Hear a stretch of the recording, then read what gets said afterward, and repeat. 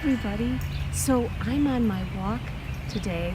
I walk every day, and I'm really lucky because I live near a forest. And there's beavers in this forest because there's a pond just over there. I don't know if you can see it. But what I wanted to show you is even though I don't get to see the beavers very much at all, I can see that they've been here. So take a look at this. There's a stump here of a tree that they've cut down. And if you look really close, you can see the teeth marks. And they do this because they need the wood for their lodge and for damming up things if they think that something needs to be dammed up. So all around here, we see signs of beaver. So here's one sign, and then I'm going to go over here and show you another sign. Actually, there's another sign right here where they chewed off the top of this little tree. The other thing that beavers do with the trees that they cut down and the branches is they eat the bark. They eat just on the edge of the wood. That's their food. That's one of their food sources anyway. And then there's another right here. And another right here. So they've been really active. Here and here. So they've been chopping down, cutting down a lot of these smaller trees. And now we're going to head to the stream where they've begun to build a little dam.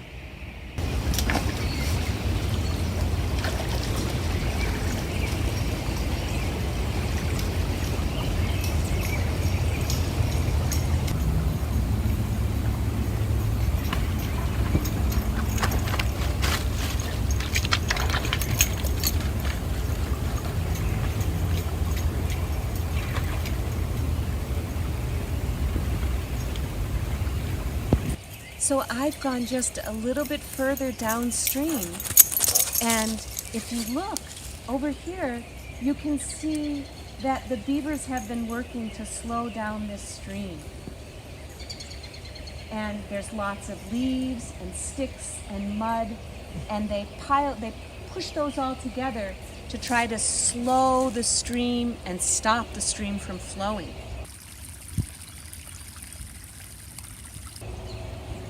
And then if you look this way, you're going to see a beautiful pond that a farmer a long time ago built by acting a little bit like a beaver and creating a dam that you can see in back of it.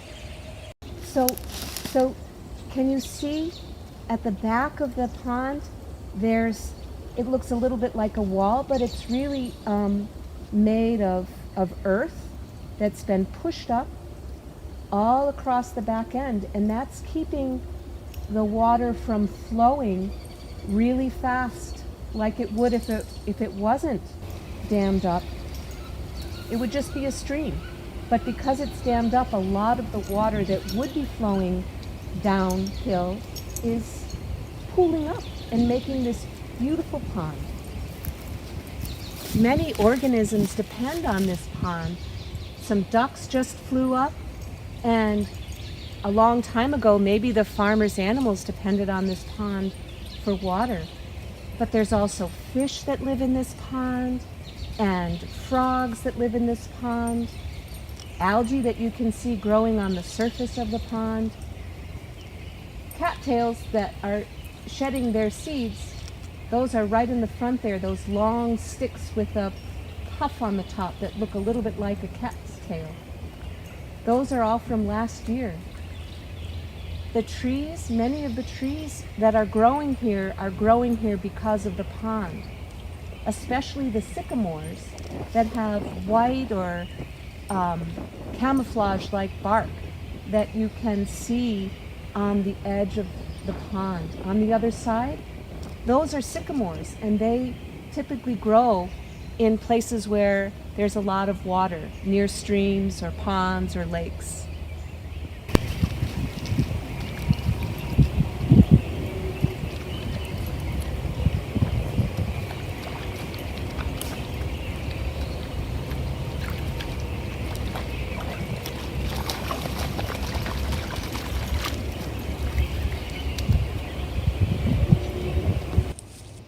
was looking really closely at the edge of this pond, and there's lots of tiny little toads hopping around, and I caught one.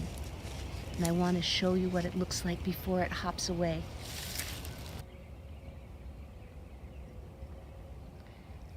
Always getting ready. Or she. It might be a she. I don't know. I can't tell. He or she. I'm going to put it down now, and you can watch it hop away.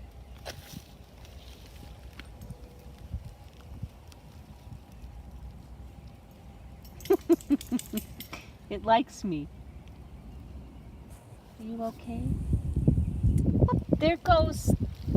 There it goes. It really is well camouflaged in the mud. You have to stand really still for a long time and watch, and then all of a sudden you start to notice all these little things hopping around. And there's these tiny little frogs. Or toads, I'm not sure. They could be toads, but I think they're frogs.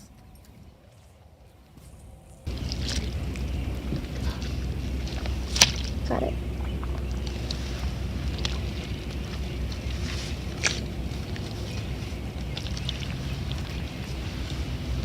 There's one right there.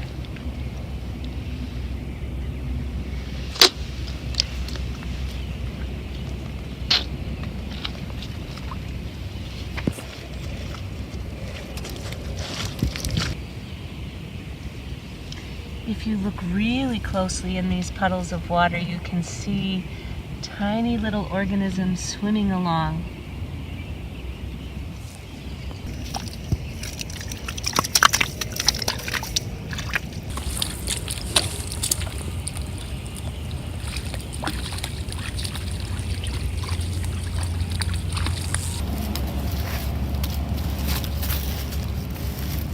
One other thing you'll notice is there's a lot of light coming down to where I am, or the forest floor here. And that's because the trees haven't leafed out yet. So they're just the trunks and the branches, no leaves. And so there's certain plants that take advantage of the light coming down to the forest floor in the spring, and they're called spring ephemerals. And they're beautiful flowering plants, and I'm going to show you one that I found the other day that's flowering now. It's called fawn lily, and it's going to be on the way to the pond. Come on.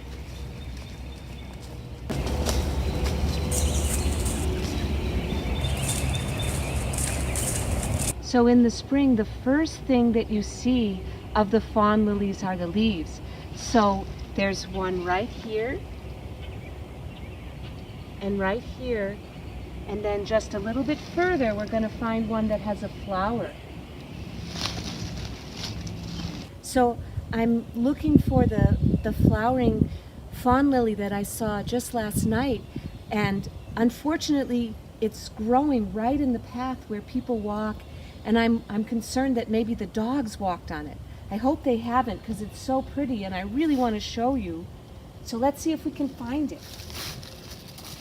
Here it is. Here's the fawn lily I was talking to you about. You can see the leaves look really similar to the ones I pointed out before, but now it has this beautiful flower. I'm going to put this stick down so that you can see how beautiful this flower is. So let's count the petals together. 1, 2, 3, 4, 5, 6. 6 petals, which is characteristic of lilies. They come in groups of 3.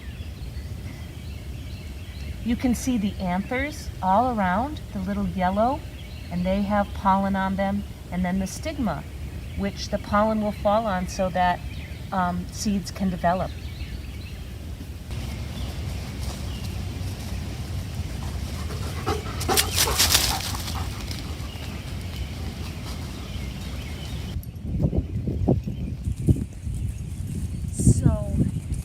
Hi again. Here is the drain for the pond.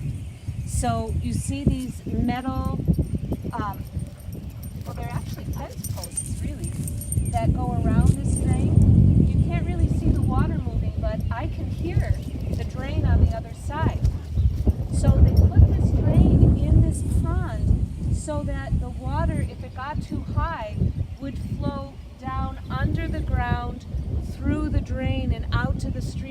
other side.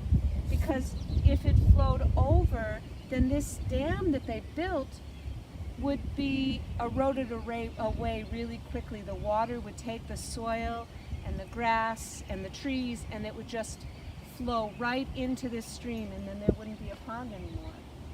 So the beavers, it turns out, after talking to my friend Dr. Galindo, he studies beavers, and they don't like the sound of running water. So whenever they hear running water, they try to make the running water sound stop. And you can see that someone has been here trying to clear out the drain so the water can flow, so that we don't lose the pond. And you can see that what's been put in the pond, what's been put in the drain are these sticks. And many of them, you can see signs that beavers have been eating the bark. So take a look at this. You can see the little chew marks that have eaten away the bark, just like on those other trunks that we were seeing on the other side of the pond. And then, so I showed you the drain on this side, but then there's the drain that flows into the stream is over here. So where the water runs out is right over on this side.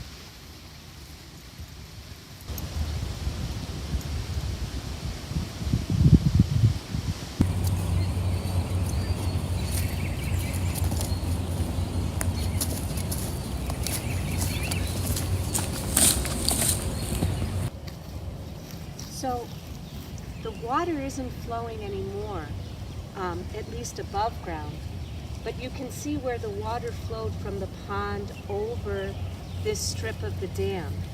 You can see that the water was flowing so hard that the grass is pushed in the direction that the water was flowing. And there's all this algae here that came with the water as it flowed over the dam here. And so you can see that it's gouging out some of the soil, and there's pockets where there's no grass anymore, which is really bad because the grass actually and the other plants hold the soil in place. And then you can see where the water flowed right down into this stream and it's eroding back this way. So as more and more water flows, the earth here, the dam, is getting narrower and narrower. You can see that there's big rocks down there. Some of them were carried when the water was really high. So this water's flowing from the pond. See? It's the lowest point and it's flowing over the pond.